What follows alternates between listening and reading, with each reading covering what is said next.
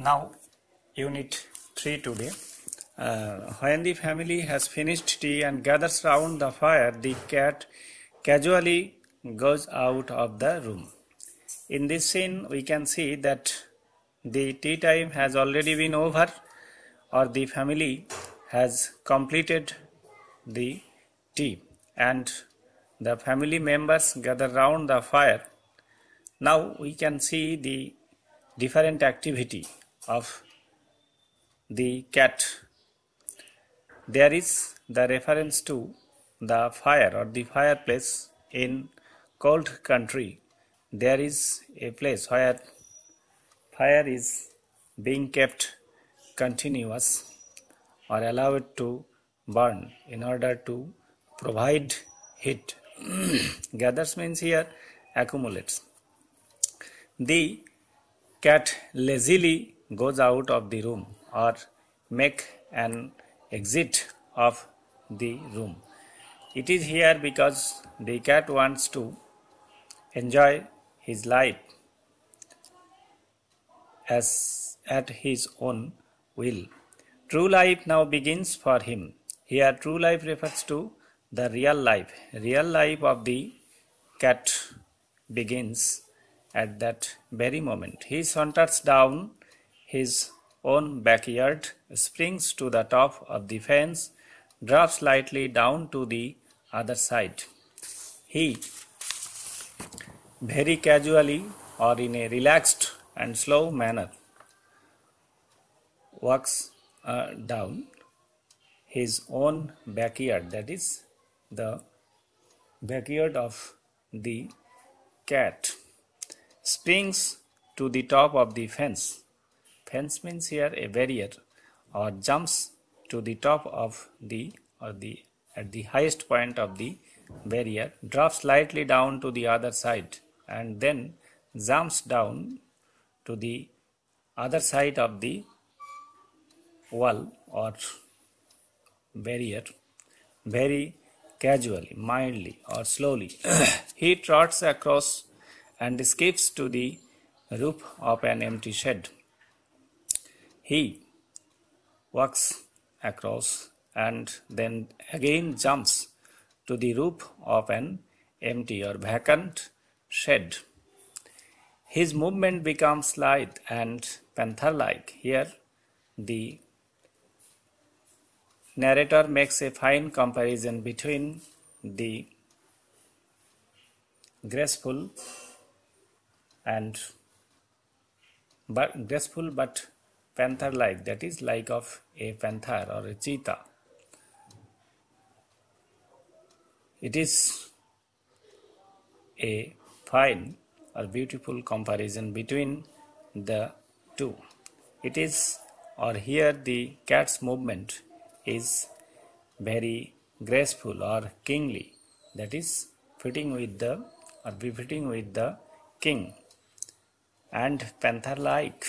You know that there is a relationship between the cat and the big cat family. He looks keenly from side to side and moves noiselessly. He looks or pays attention very eagerly or attentively from side to side and makes movement without any noise or walks across imperceptibly. For he has so many enemies. Here it indicates that the cat is making his way very cautiously. Certainly there was reason. There are so many enemies, foes for the cat. The enemies are dogs and the small boys aiming the cats with stones in their hands.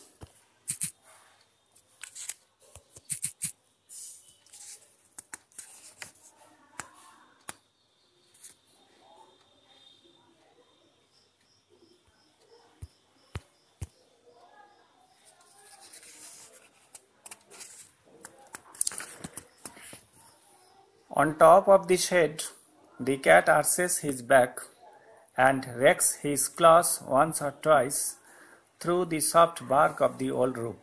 Now it is the testing time for the cat.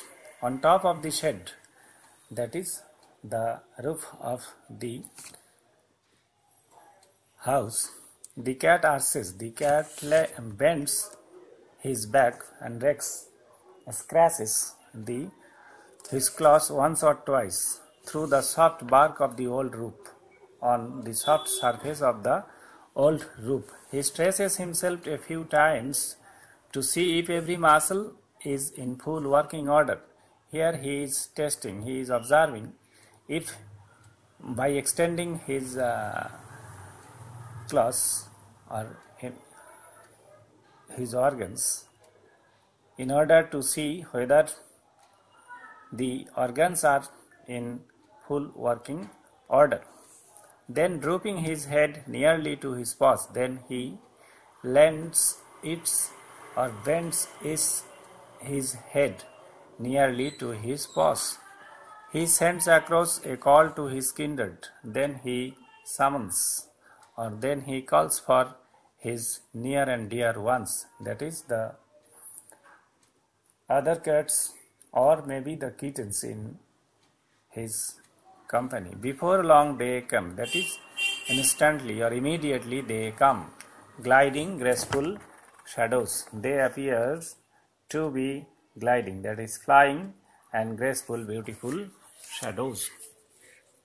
Here shadows refers to the near and dear ones of the cat. No longer are they the meek creatures who an hour ago were mewing for fish or milk. Here the narrator is making a contrast between the cat which we have seen in Unit 1 and here in Unit 3. According to the author, the cat is no longer a humble or modest animal who a few minutes ago or an hour ago were making sound in order to get or demanding fish or milk. They are now grim fighters. Now they are ready to play the role of a serious fighters. Fighters means the persons who are engaged in fighting. Now we are in the third paragraph of this unit. Just think how much more he gets out of his life than you do out of yours. Here the author is making a comparison between the life of a cat and that of a human being. Here he is urging the readers to make a comparison between the position of the cat from his life, out of his life, and the position of an individual reader. And the sports they have too. Not only that, there is a lot of sports in a cat's life. As they get older, they go in for sport to the suburban backyards. As per the attaining of the or in course of getting aged, the cat prefers to go to the suburban backyards. Suburban means situated at a distance from the center. These backyards that are dull to us are to them hunting grounds where they have more gallant adventure than King Arthur's knights ever had. These backyards are dull. These backyards are disinteresting for us, but these backyards may be treated as the hunting grounds for the cat. Here, a cat gets a lot of opportunity to prove or to express his gallant adventure. Gallant means courageous. Adventure means risky journey or risky initiative than King Arthur's knights ever had. In your class textbook of class 8, you learned about King Arthur and his knights.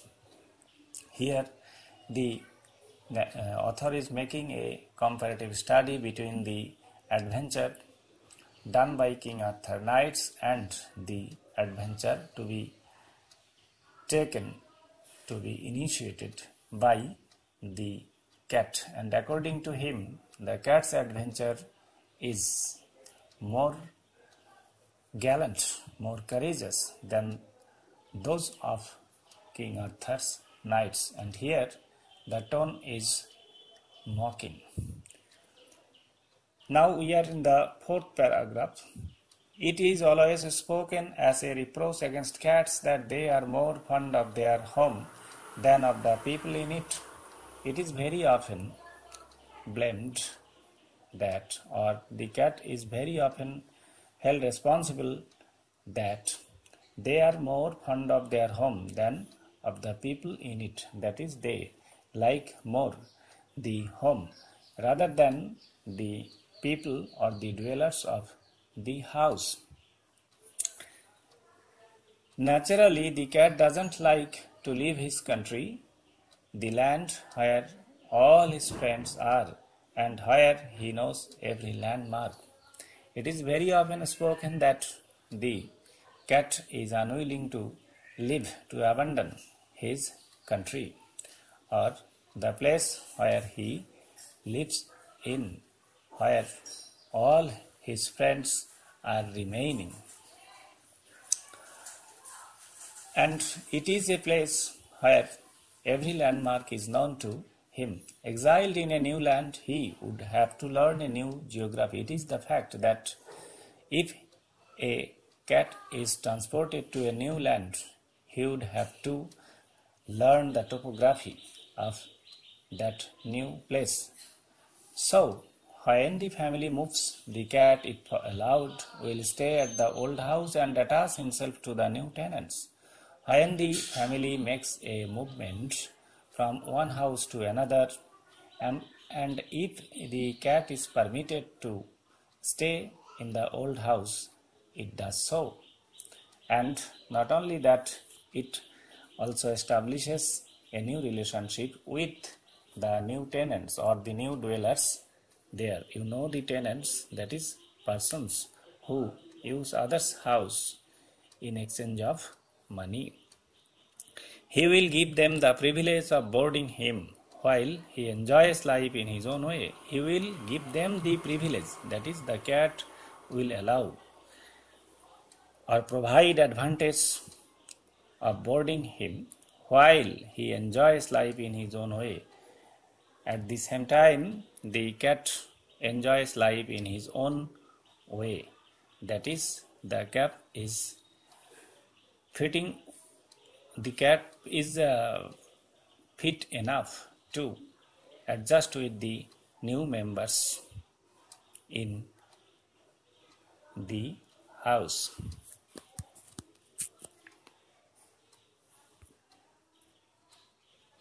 Yes, we are now concluding our question answer period. Now I am giving you an idea of splitting, which is included in your syllabus. It is a new thing in your syllabus, and I think all of you know how to join two sentences into a simple sentence or a compound sentence or a complex sentence. And if you know the rules with which we can join two sentences into a single sentence, it will be very much helpful for us to split a sentence. In order to split a sentence, you should require the knowledge of joining. It is the reality. And here you are asked to split a complex or a simple sentence into two or more simple sentences. But remember that in no case you will be allowed to leave, L-E-A-V-E, a complex, a sentence into a complex or compound one. That is, you must create the, or you must form the simple sentence. But there is another question that you are also asked to split a simple sentence into two or more than simple sentences.